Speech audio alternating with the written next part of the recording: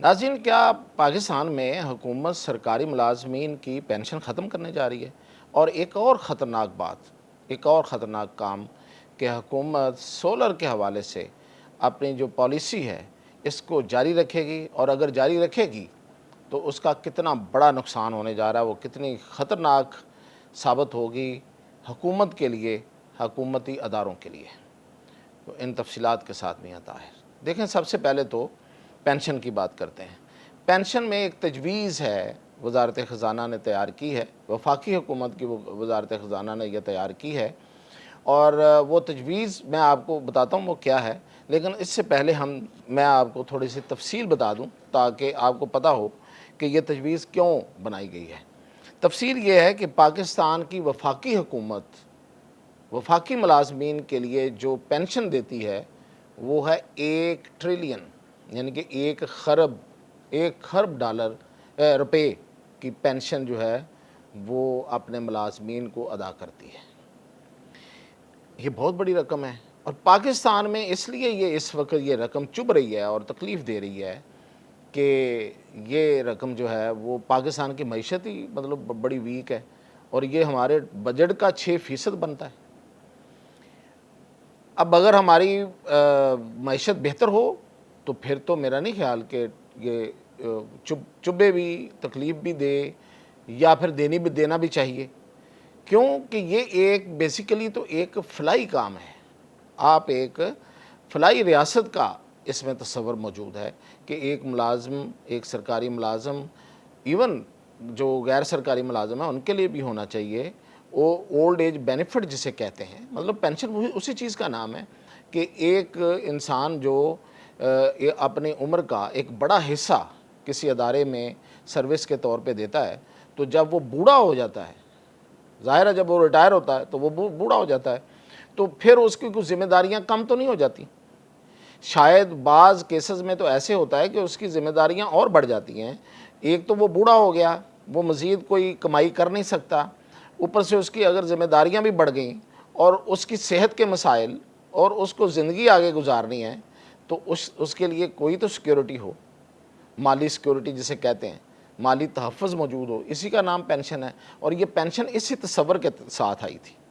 یہ جب فلاحی ریاستیں بنانے کی طرف ہماری یہ جو کیپٹلزم ہے، جب یہ اس طرف آیا تو اس وقت یہ جسے ہم استعماری نظام، ویسے ہم تو طنز کے طور پہ کہتے ہیں، لیکن اس وقت یہ فلاحی نظام میں آ گیا تھا، کیونکہ ان کو کمیونسٹ بلاک کا ایک بہت بڑا خطرہ محسوس ہو رہا تھا کہ کمیونسٹ جو ہیں وہ فلاح لے کے آئے تھے لوگوں کی، اور وہ ایک سے ایک ملک میں جا کے تو کمیونزم جو ہے وہ اپنا نظام نافذ کرتا جا رہا تھا، اور ان کو خطرہ پڑ گیا کہ یہ ہمیں سب کو کھا پی جائے گا۔ تو یہ جو کیپٹلسٹ ہیں انہوں نے پھر کہا کہ ہم فلاحی ریاستیں قائم کرتے ہیں، تو اس کے تحت یہ تصور آیا تھا، ان سے ڈرتے ہوئے آیا تھا۔ اب چونکہ اس کا خطرہ ختم ہو گیا تو اب ڈر کوئی نہیں ہے، تو اب ہر کوئی جو ہے وہ بے دید ہو گیا، بد لحاظ ہو گیا۔ تو یہ تو میں تو اس کے ختم کرنے کے حق میں نہیں ہوں، میں نے تو اپنا یہ جو بتا رہا ہوں تو میرا تو یہی خیال ہے کہ یہ ایک فلاحی ریاست کا بنیادی کام ہے کہ وہ اپنے لوگوں کو مالی تحفظ دے، جانی تحفظ کے ساتھ ساتھ مالی تحفظ دے۔ ظاہر ہے کہ اس نے ایک زندگی گزاری ہے اور آگے اس کی زندگی پڑی ہے، اور اس کے پاس کچھ بھی نہیں ہوتا اس وقت۔ لیکن پاکستان کی معیشت چونکہ بہت کمزور ہے، تو 1 ٹریلین کی اس پہ یہ وفاقی حکومت کی بتا رہا ہوں۔ اب میں آپ کو بتاتا ہوں کہ پنجاب جو ہے وہ 500 ارب روپے کی پینشن دیتا ہے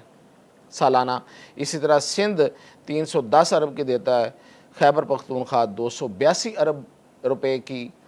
پینشن دیتا ہے، اور بلوچستان 100 ارب روپے کی پینشن دیتا ہے سرکاری ملازمین کو۔ اب یہ ظاہر ہے کہ اس میں ایک بڑی تعداد ہے ملازمین کی، لیکن اس میں جو بڑی پینشنز ہیں وہ تو بڑے لوگوں کی ہیں، یعنی کہ جو بڑے بڑے لوگ ہوتے ہیں، آپ کو پتہ ہی نا کون ہوتے ہیں، ججز ہیں، آپ کی بیوروکریسی ہے، ٹھیک ہے جی، یہ لوگ ہیں جو بڑی پینشنز لیتے ہیں۔ عام سرکاری ملازم کتنی پینشن لے لیتا ہے؟ اگر اس کی جو تنخواہ ہے وہ فرض کریں کہ وہ جب وہ ریٹائر ہوا اس کی تنخواہ جو ہے وہ 1,00,000 1,50,000 ہے، ریٹائرمنٹ مطلب 60 سال یا 60 سال عمر، یا اپنی جو سروس ہے اس کی جتنا بھی اس کی سروس ہے وہ گزارنے کے بعد 1.5-2 لاکھ روپے اس کی سیلری ہے، تو اس کی پینشن جو ہے وہ کتنی ہو جائے گی؟ 50,000 60,000. ٹیچرز جو ہیں وہ جو 1.5 لاکھ لے رہی تھیں وہ اب 80,000 لیتی ہیں.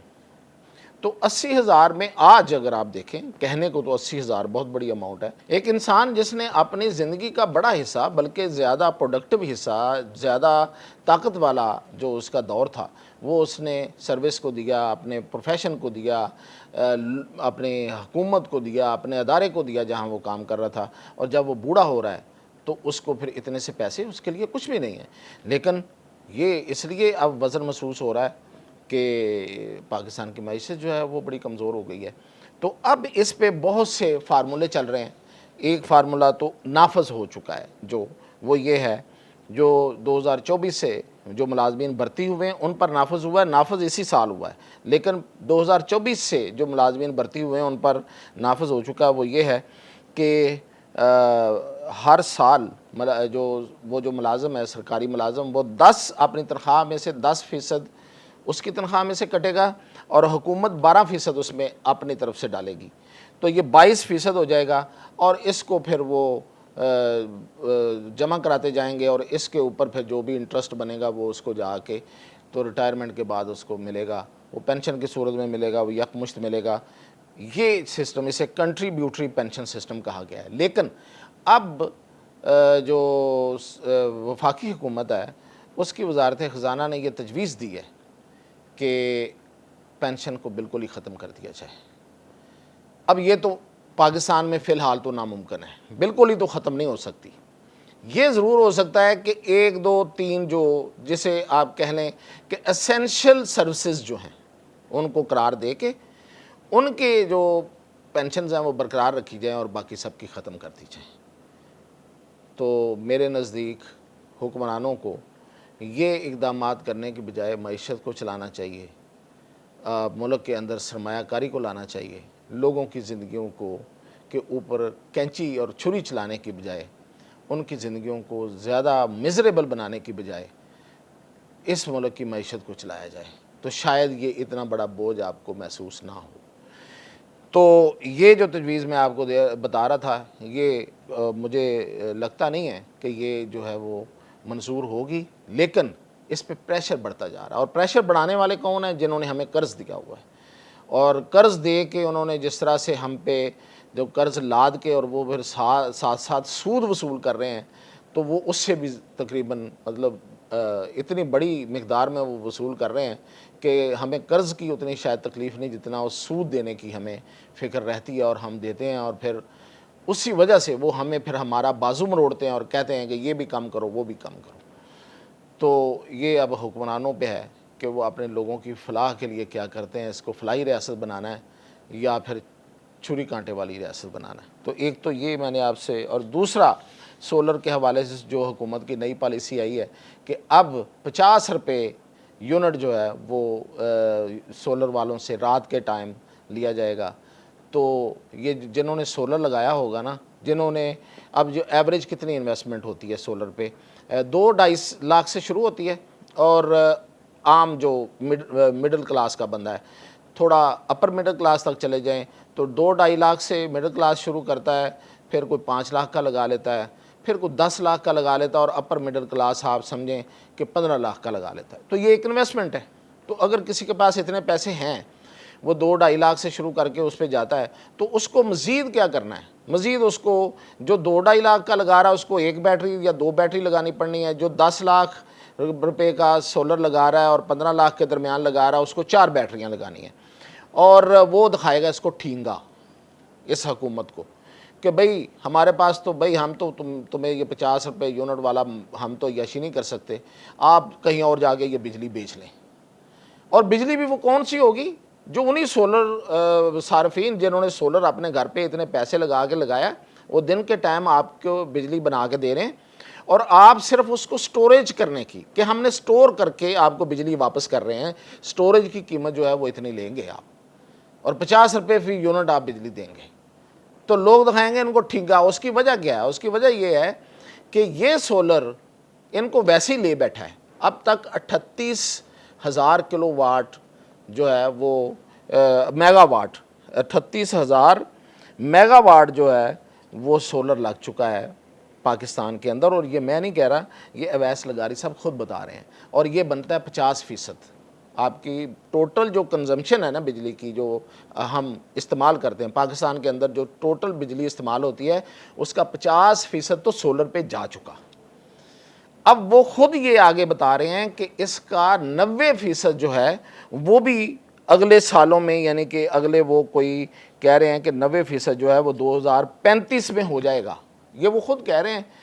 اویس لغاری صاحب کہ 2035 تک 90% لوگ سولر پہ چلے جائیں گے۔ میرا خیال ہے کہ یہ انہوں نے فگر کو تھوڑا سا دور کا بتایا ہے۔ جتنی تیزی سے یہ لوگوں کو تنگ کر رہے ہیں، یہ ہمارے جو حکومت والے محکمہ بجلی ہے، اور